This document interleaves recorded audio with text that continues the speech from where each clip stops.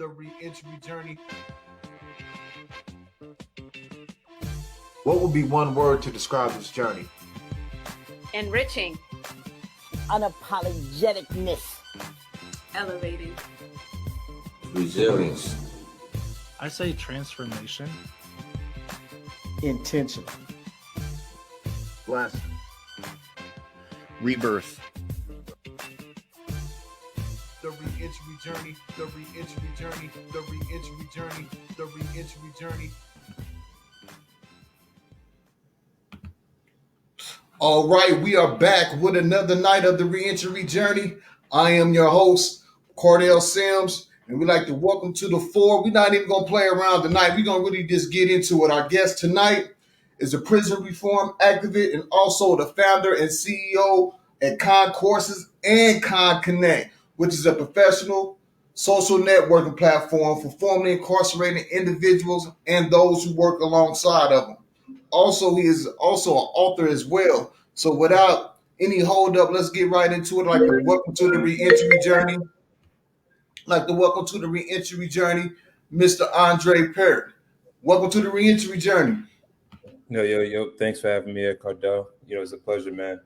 I heard a lot about you. I've seen a lot of these podcasts before you doing your thing, man. And I'm happy to be here and talk with you, man. You're another brother. You lived through the experience. But let's go straight into it, man. Like you said, I'm the founder and CEO for most notably Con Connect. It's a social networking platform for formerly incarcerated individuals, reentry leaders, organizations, and fair chance employers for them to be able to network together and finally have this reentry focused community that we all needed to have so we can be with each other and not separate. So man, before that journey even started, man, I'm 31 years old now. Let's go back about 10 years ago. About 10 years ago, I grew up in Southside Yonkers. So growing up out here, I was involved in, what a lot of people already expected: gang activity, drug culture. I've been involved in that since about 15 years old, right? It's just what came with now that I'm a little older and I'm woke and I'm in this prison reform advocate, what I see how it was sort of built for us, right? Before being at 15, 16, I seen it as, this is the lifestyle that I wanted to live. But now that I'm older, I see that this lifestyle that was just built for me, right? So living that lifestyle long story short, ended up in prison. Why I ended up in prison was, again, living in gang activity, drug culture. So I ended up getting locked up, getting an indictment for drug racketeering on a bad night that cops just called me slipping, that, got locked up for guns, drug racketeering, 34 pounds of marijuana. And what really set the tone for me, man, what really sent me to state prison was just a really bad night, one drunk night, out there living a life, had a gun on me. Ended up having a shootout at a gas station out here in Southside Yonkers at Whitney Young Projects in the D block, at the D block car wash. Ended up having a shootout there, and that's all it took, man. That's all it took for FBI to get involved, and for me, the next thing I had a federal indictment, state indictment, and I'm doing 8 years, right? So since it's 8 years, 5 of that I had to do in state prison, the other 3.5 that I would have to do on parole when I came home. So that's my journey before prison, tied up, right, with a bunch of years doing just crazy stuff during that lifestyle.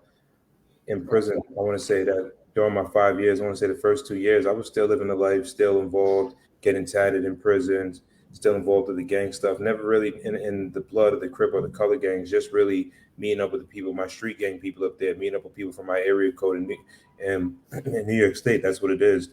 You're going to be with people from your borough. And if you're from Westchester, you're going to be with people from Westchester. You're from upstate New York, you're going to chill with people from upstate New York. So I still was involved in that lifestyle for, I want to say, like the first 2 years coming home from prison, entering prison. And when I turned about 25, I was in it from 23. When I hit about 25, I want to say the same day I probably turned 25, I just started thinking different. I was growing up in prison, and I was just like, all right, I don't really want to keep doing this. I got multiple tickets. I lost all my good times. So now I'm supposed to go home in 3 years. Now I'm going home. They telling me I'm doing the whole 5 years. I was like, nah, I'm starting to see that it's not worth it, right? I'm getting high in prison. It's all not worth it, right? So literally that same that I had them thoughts, that same week I did a complete 360. I had dreads growing at the time. I cut my dreads off, cut my hair, wanted to look more decent. I started doing a lot more programming. One thing I was always doing was taking advantage of the programs, resources in the jail that they had to offer, whatever they had to offer. It wasn't much, but whatever they had, that's one thing I did even when I had the wrong head on my shoulders. I always made sure I took advantage of the programs. So what I did now that I had more time was, And yeah, before, excuse, I don't even mean to interrupt, but yeah, it was something right there that caught me because we get locked up. You don't see a lot of brothers really programming. yeah. How important was it to pick up that programming routine? It was really important to me because man, that's what made my time, right? That's what made more than my time. That's what made my day, right? They were 3 hours program. It's 3 hours each program, and other than that, if I'm not doing that program, what am I doing in a day, right? So that for me was killing time, and then the next important thing was learning something because I didn't just want to sit in the prison and not be able to learn anything. I didn't want to sit and not be able to just sit there and read books all day. So programming was super important for routine and educational purposes. That's what was important to me. Um, yeah, man, words. But other than the programs, man, teaching. That's what I really got into when I started making that change, and I said I didn't want to live that life anymore in prison. I started getting into teaching, and I filled out an application, said, "Yo, can I become a teacher?" So that's what I did. Became a teacher in the prison. I was teaching GED, teaching phase one, which is dudes entering the prison, how they should program, how they should be teaching phase three, basically all the stuff you need to know to leave prison. I don't even know how they had me teaching that with me being in prison, but I was still teaching that. I'm teaching dudes how to leave prison, and I'm still in prison. It's called phase three. But I was doing all the teaching stuff because that gave me a chance to be around other dudes, not have to be around the guidance counselors, not have to be around those COs. We was all of us in the room, 8 of us, and we just got to do our thing, build and just talk amongst each other. So I want to say I did a year of that, no tickets, no trouble. Got a letter from Albany, the head of corrections, and what they told me, "Yo, listen, man, we're gonna give you work release for your good behavior and everything." So I was able to get work release, and I was about to leave out of prison 2 years early. So left out of prison, got work release. Took me about 3 weeks to get a job when they sent me to work release in New York City at Lincoln Correctional Facility. It took me about 3 weeks to get that job, but when I did get that job, it was cleaning toilets. So I was cleaning toilets at a New York sports club in Harlem. And for me, man, I was just happy to be home, right? Even though I slept out of prison that night, I had to go back to the prison and sleep at night. I was just still happy to get 14 hours of the day that I was able to see my daughter a little bit, chop it up with my daughter's mom. Never went back to my old hood. Just started just meeting new people and doing different things. I did that. So, Yeah, yeah, so on your work release, man, I think it's different. I think our work release is different. I'm in yeah, Missouri. Because when you say work release, I'm thinking, okay, because you did say you leave the prison, but you go back, right? yeah, yeah. But you went to you didn't have no guards or nothing where you was at watching you or make sure you was doing your work or none of that. Nah, so during when I would leave, the prison was basically they had these work release prisons in wherever you lived at. So me, I'm being from New York City, Westchester County. They sent me to the work release facility for that district, right in New York City. It was just like prison. There was CO, correctional officers, guidance counselors. But when I went out to work, I was unmonitored. It was Mhm. basically if I didn't come back, it was going to be it basically you get hit with an escape charge if you don't come back. So you had to risk not coming back and getting an extra 7 years. Right. That was the thing. That was the thing that made people come back. And I guess if they sent you there, you didn't have that on your record or anything like that. No escapee, none of those type of tickets, anything like that. Right. So did they have any type of halfway houses, or are them considered halfway houses? That's sort of it. That one's considered still a state prison. They still consider Oh, it a state okay. prison. We got in New York. They got halfway houses, mainly more for the federal dudes coming home. But I was coming home from since I had to mainly more majority of my time was state prison. I came home from a state prison. I got my work release in a state prison, and then for them, they just got work release facilities, which are still considered state prisons. No halfway Okay. houses. Yeah, Right. Yeah. Okay. I see what you're saying. Because in Missouri, how they do their work release program is you leave the prison and you come back to prison whenever you're done working. But it's kind of like their own personal. Like I was on work release and I worked at the governor's mansion. Like it was a busload of us that went to the governor's mansion. We worked, basically cleaned out the governor's mansion when they had like balls and dinners and stuff like that. We had to wear tux, serve the food and stuff like that. But we would go right back to the prison as soon as we done, and it was guards that would move throughout the facility to make sure we was doing what we supposed to do. And we wasn't getting paid regular. I was making $9 a day. Yeah, $9 a day. Yeah. Yeah. They was our work release is a lot different, way different. Yeah, Yeah, because when you was explaining, I'm like, man, that ain't how it go. It ain't how it go this way. Yeah. We gonna get a regular job. You get whatever you get paid. Oh no. They keep 20% of your paycheck over here in New York State. So you submit your paychecks, they keep 20%. Docs keep 20%, and then they give you 80% at the end of your work week. So they save up all your money for like a year straight. Okay. So I was able, going into the end of that story, I made work release for 12 months, and I had 30 days to my correct conditional release. I was about to go home. So this would have been 4 years in total confinement in state prison. For me, it took 1 day for me to be out with my daughter. She was walking past McDonald's. She asked me for some pancakes. She was like, "Daddy, give me some pancakes." And I was like, "Oh man, all right." I only had $3 on me. In New York City, it's $2.75 to get back to the train. I needed to get on that train to get back to the jail. So I told her, I can't get it for her.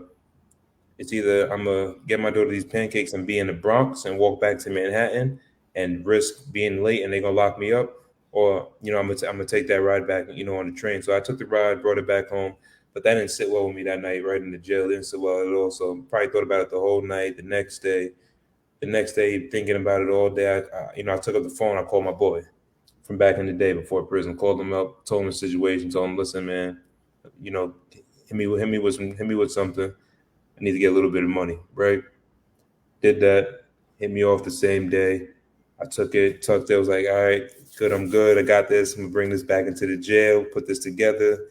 I'm gonna sell it to the dudes in there. Outside, I'm gonna make some extra money because the jail's taking everything, and I really can't live with a little $100 allowance every 2 weeks." Right. That same day, I was walking in the jail. All of a sudden, I don't know what's going on the inside, but on the inside of the jail, a correctional officer got kicked down the stairs by an inmate who was smoking K2. I don't know if y'all know what that is out there, but yeah, inmate was smoking the K2 shit, and kicked an officer down the stairs, which was crazy situation. Jail's on lockdown. I walked into that with the drugs on me. I walk in, the cops like, "Hey, what's going on, Pet?" Mind you, I'm like the honored guy there. I'm working 2 jobs. I'm always good. Been here a year, 30 days ago. "Yeah, Pet, what's going on? Have a seat. We got to do a frisk, everything, strip search, the crazy stuff." I said, it would be my night. My night. 28 days to my release. Long story short, I'm caught with the drugs. I'm sent back to state prison in probably about 7 days, and they max me out. Take all my good time. It's over. I got a whole nother year, and I'm back, and I'm not in New York City no more. They sent me back all the way upstate New York, back in violent juvenile facility. So Green Correctional Facility. Went there, did the rest of them. I did a year there, did a whole year. Asked them, "Though, can I do my 3-month drug program and go home?" They told me no. We'd rather you sit in prison.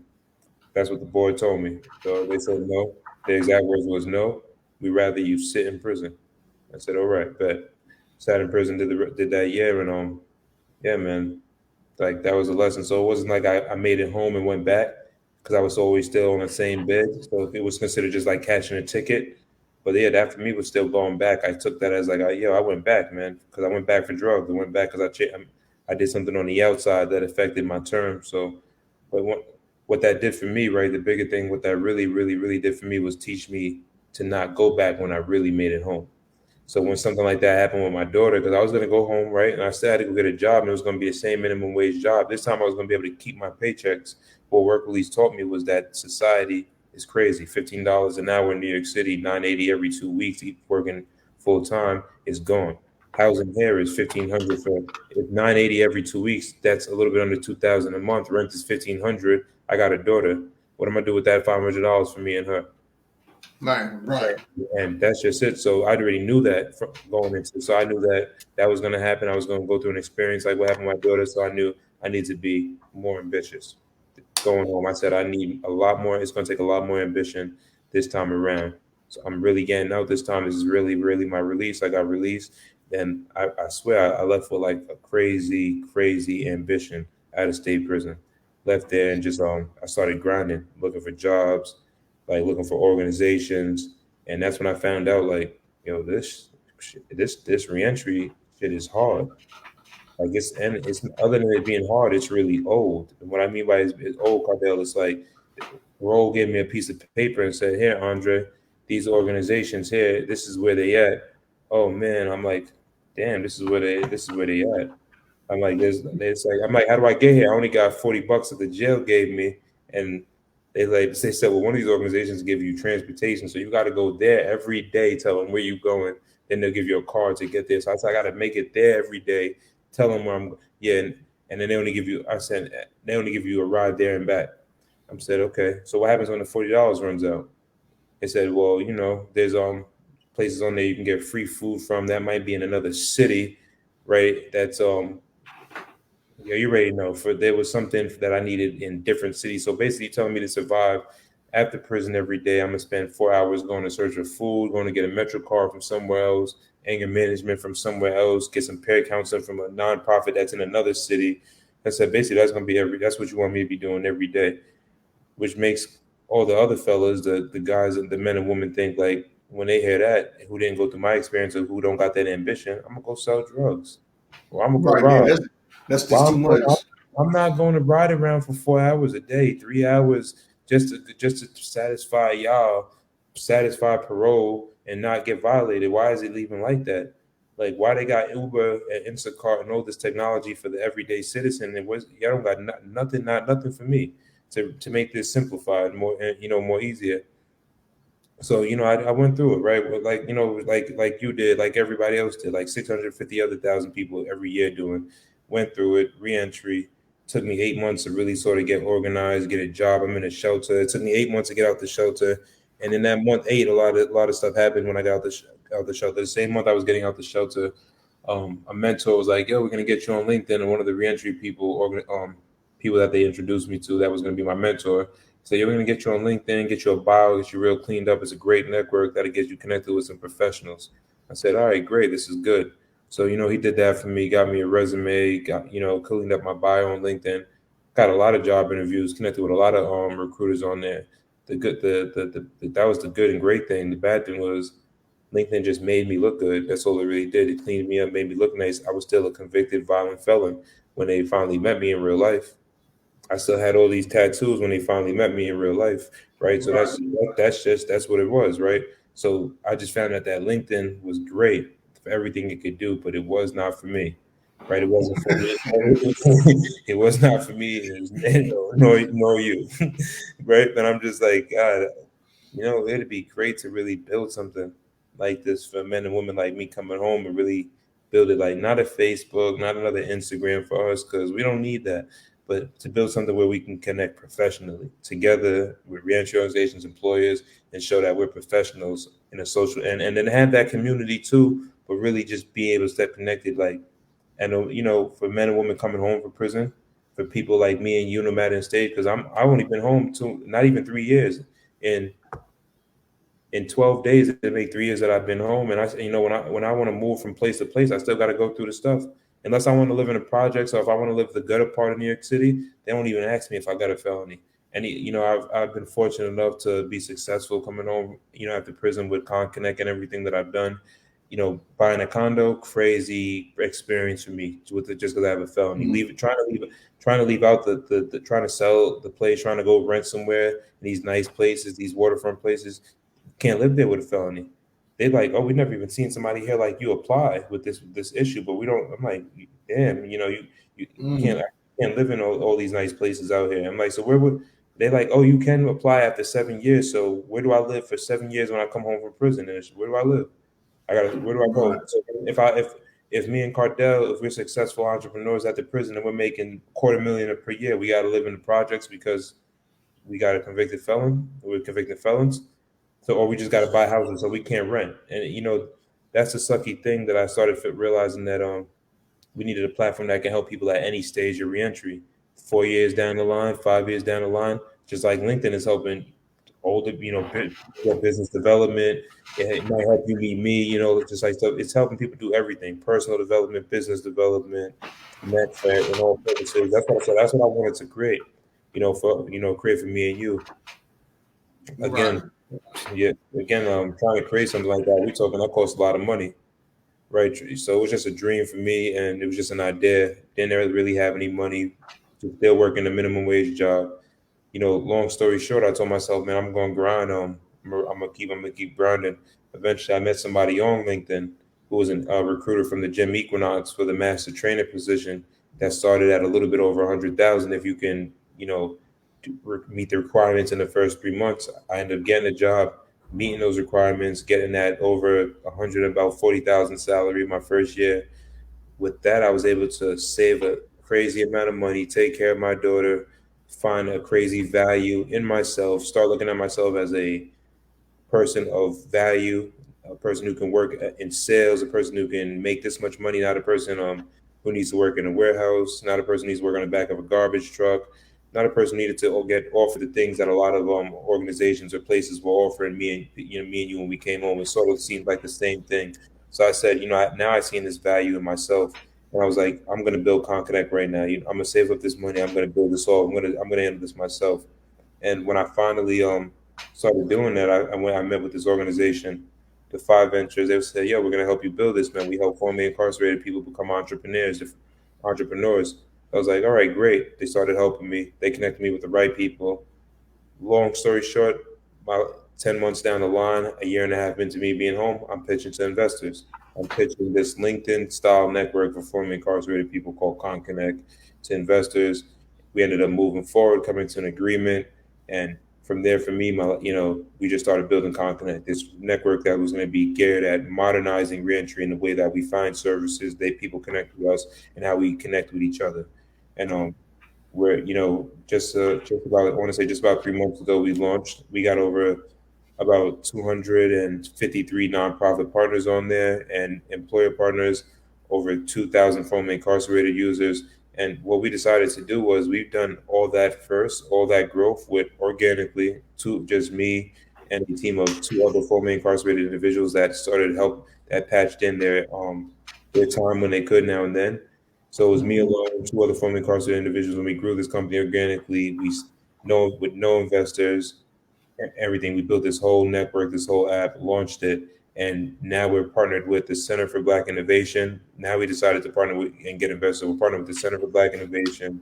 We partnered with Tech Incubator, and we're working out deals right now to get over 1.1 to $2 million investment to basically grow ConConnect, gather millions of formerly incarcerated users, get over 300,000 nonprofits on our platform, and really build the biggest. Well, there is no other reentry social network that's like LinkedIn.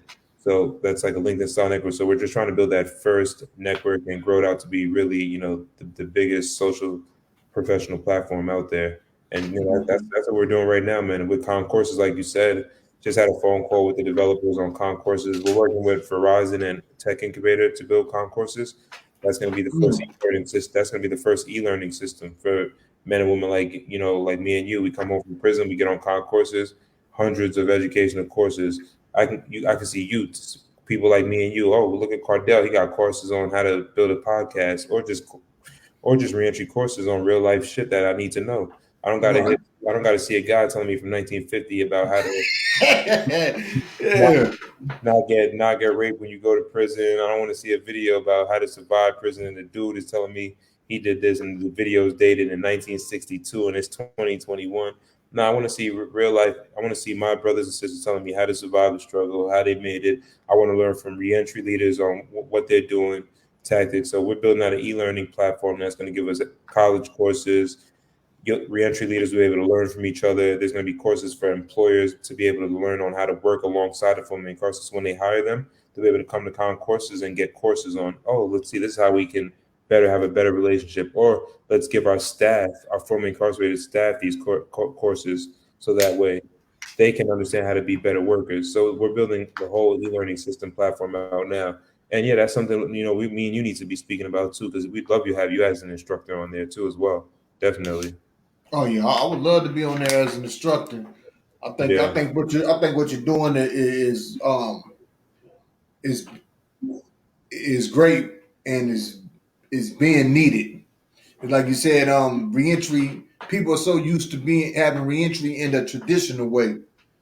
And the traditional way kind of is Me and another brother the other day was talking about it.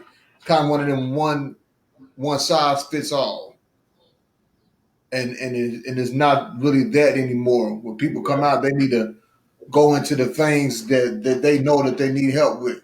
They know that they need some guidance with, and where they can learn and grow, and from people that has been through it, and they can say, "Well, man, they hear the stories like, oh, he went through it and he made it out. We come from the same thing that we can do it." So I most definitely think the app is great and all the resources, especially the resources to the nonprofits. Yeah, definitely. Like I said, I'm a big believer in people coming home from prison. Getting a job is needed. It's super important. But sometimes when you get that job, when you're working with the right reentry organization to build a plan to get the resources you need, like housing, when you're working with the right one, you got a lot more stability at that job. You got a lot more chance of getting promoted. So that's why we built that network to have both. And we didn't just build it as a resource list, because there's a bunch of resource lists out there. We built it so when you connect with that organization, there's a human being running their page. It's like finding Chase Bank on LinkedIn. Somebody run that page. You're Yeah, gonna find them. If I want to talk to people at the reentry journey, I'm gonna go on Conconnect and write them. It's Cardell running the page. right, We're not doing it with resource list, and then you got to, that's old, right? We want to do away where it's that inside. Come over from prison, men and women have phones within 30 days. Within 30 days, I had one my Mhm. first day. I didn't have no money, but I had a phone. Hey, me too. I ain't gonna lie. I didn't have no money. I walked out with no money for lit them bound legal folders full Yeah, of my ideas, goals, and plans, and everything I've been writing that I was gonna do when I got out, and I had a phone. That yeah, was it. So yeah. yeah, And exactly. And if you got a phone, people curious. If you got a phone, you got Connect, and if you got Connect, you got resources in your pocket. It's that simple. yeah. So I was just thinking about something because I was speaking at the Reentry Impact Summit, and the Yeah. lady had said something about it. Does Connect have like a hotline? So when you say hot, so we don't have a hotline. So what we are going to build is a number when people call. We want to build this for people that did 15, 20 years. The one thing everybody knows how to use is a phone. I mean, when I say a phone, use just a number, like call somebody. So we want to Hmm. build a hotline that tells the people when they call, lady, guy, whoever starts talking, it just tells people how to sign up to Connect. But again, building a hotline is going to depend on, we can have the hotline, but this is what we thought. We thought realistically, we thought blunt.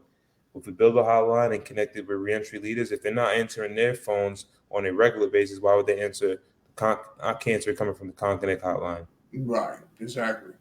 And right now how we built it was, again, we're a business. We're not a nonprofit, Connect. So what we do is we have a free basic profile for these employers or these nonprofits to get on, or they can upgrade if they're really doing, about the cause and they're really doing what they need to be doing. We have something that's going to help in their day-to-day operations, save them a lot of money, charge them between 30, 60 bucks per month, monthly subscription. It unlocks tools. It doesn't just unlock that social network for them. They have a whole software tools to organize their clients, refer their clients instantly, get new clients, get access to education, everything that reentry Mm, organizations need. We're providing for them. Just we're giving right. them the technology to do it. We got education. They don't need to get the 1950 videos. We got new ones now, and we're going to keep it up to date because we're going to work with universities. We're young. We know what we need, right? And our team is formerly incarcerated, so we know what we need, and we stay up to date by working with the brothers and sisters who are coming home every day. Not Mhm. trying to do. We're not going to do 2021 and 2031. You know what I mean? Right. We're not. We're going in 2031. We're going to be building the courses that they need in 2031 31. right? And that's just what we're going to be doing. So again, other than education, they always need to refer somewhere. You can find whatever organization they need to refer. They're on Connect. You can refer them instantly, and Mhm. that's exactly. So that's why we want that human contact, but through technology. Right. And so, if nonprofit, so if anybody wanted to get signed up for Connect, how can they sign up for it? So they would just go to conconnect.com, click sign up, and they'd sign up for a connection if they're not.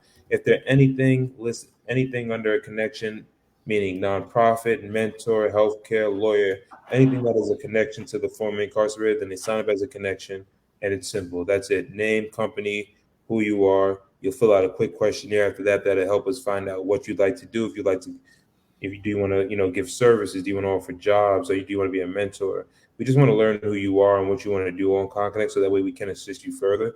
And it's the same thing for formerly incarcerated and justice impacted users like me. Get on, sign up as a candidate, fill out the questionnaire, all optional. But I'm 5 years in state prison.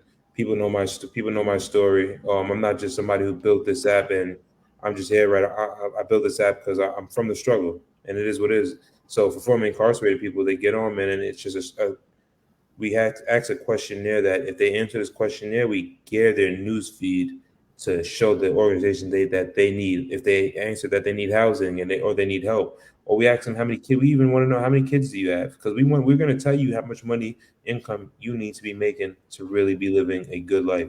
Right? We're here to really, really bring this up, because again, formerly incarcerated people, 70% come from low income communities. 72% are Black and Spanish. Exactly. So what do you see ConConnect in the next 5 years? 5 years from now, we bump into each other and you say, I told you this is where we're going to be at. Where do you see it? So 5 years from now, I see us as the biggest. I don't call anybody our competitors, because we're all solving something that's really needed. And unfortunately, it can't be one of us. Now with 650,000 people coming No. over, not every year. So I'm great that the other people are out there. So 5 years from now for ConConnect, millions of justice impacted users. And because the strategy that I'm using, and because who I am, and because the way I want to bring reentry together, I think we'll be the biggest. I think we'll have 300 plus thousand organizations. So imagine 300,000 nonprofits in one network that are, if they're not directly reentry organizations, they're organizations who offer a service that don't discriminate towards the population that I serve, right? And then in that number also consists of employers that are going to be hiring these formerly incarcerated individuals. So we want 300,000 partnerships, and we want at least 3 to 5 million users by year 5. By year 3, we want to be already in the UK operating. We want ConConnect UK to be rolling out. So that's our 5-year plan. I like that. So, I asked this one question, or I asked these two questions almost on every episode. The first one is, somebody getting out tomorrow and they see this video, what message do you have for them? Oh, you guys, stay ambitious. Stay ambitious. That's what I mean. That's probably the best thing I can tell anybody. That's the biggest thing coming over prison. You got to be ambitious, because you're gonna get turned down somewhere, right? Unless you not the 7 and you the 3, and you got a house and car and condo and you got all that the bag waiting for you. But the 7 is a bigger number. So most of the people watching this video are gonna be part of that 7. Stay ambitious.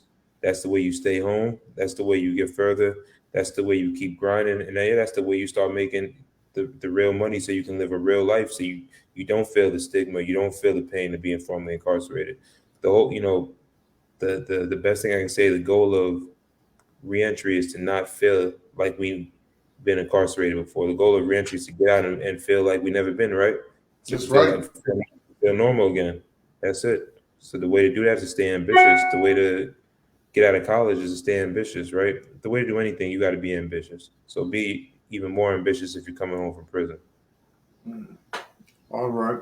And the last question, one word to describe this journey, what would it be? Oh man, it's the same thing, ambition. Ambition, baby. One word. Listen, man, this journey for me, this shit is rough, man. And then I don't know how rough it is out there, where you're at, man, but New York City, supposed to be, they say, the greatest city in the world. And for me to be out here, man, it was rough. You got to stay ambitious and you got to stay focused.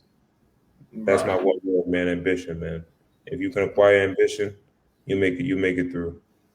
Well, we appreciate you, the work that you're doing.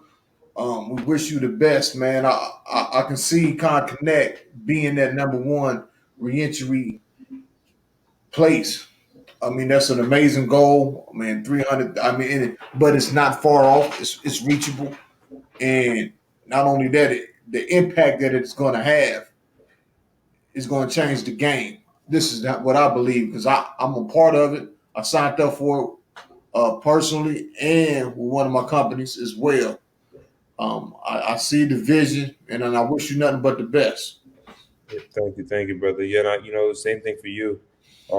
We brothers in this, so the same thing. What you do with the reentry journey is needed.